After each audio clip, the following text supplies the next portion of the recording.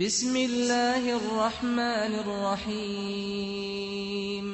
Assalamu alaikum wa rahmatullahi ta'ala wa barakatuh.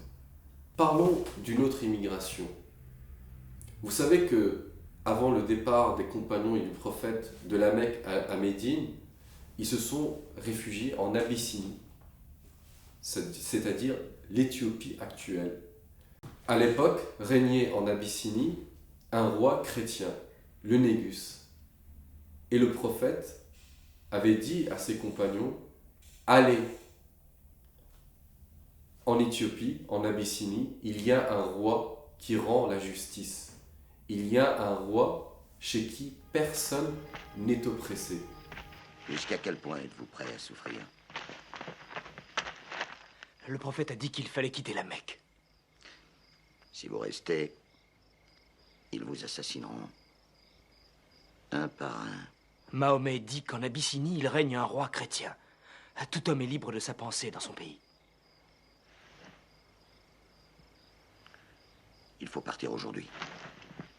Tout de suite. Quand les compagnons du prophète, qui étaient plus de 90, sont réfugiés chez le Négus, Quraysh, la tribu du prophète, envoya 2 hommes les pourchasser. Et quand ils sont arrivés à la cour du roi d'Abyssinie, ils lui ont proposé des cadeaux, de l'argent, en contrepartie de leur rendre les réfugiés. Et le roi chrétien, le Négus, leur dit, si vous me donnez une montagne d'or, je ne vous rendrai pas ces hommes-là. Et il dit aux compagnons du prophète, vous êtes sur mes terres, adorez Dieu, personne ne vous fera de mal. Finalement, la différence entre nous et vous n'est pas plus large que cette ligne.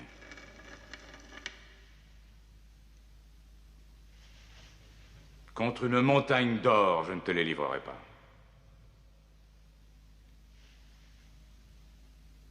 Vous pouvez vivre en Abyssinie en paix, aussi longtemps que vous le souhaiterez. Et puisse Dieu vous bénir tous pendant votre retour. Si vous voulez, le plus important pour un croyant, quelle que soit sa religion, et un musulman aussi, c'est la liberté du culte. C'est la liberté d'adorer Dieu librement. Vous voyez qu'en France, aujourd'hui, nos mosquées sont protégées par la police, suite à plusieurs actes islamophobes. Le gouvernement a pris la décision de renforcer la sécurité aux abords des mosquées. Nous avons la liberté en France de prier, de faire le ramadan, de pratiquer librement notre religion. La liberté du culte, donc, c'est un des points les plus essentiels, les plus importants dans les discussions entre les prophètes et leur peuple ou leur tribu. C'est cette capacité à adorer Dieu librement. Et c'est une chance énorme.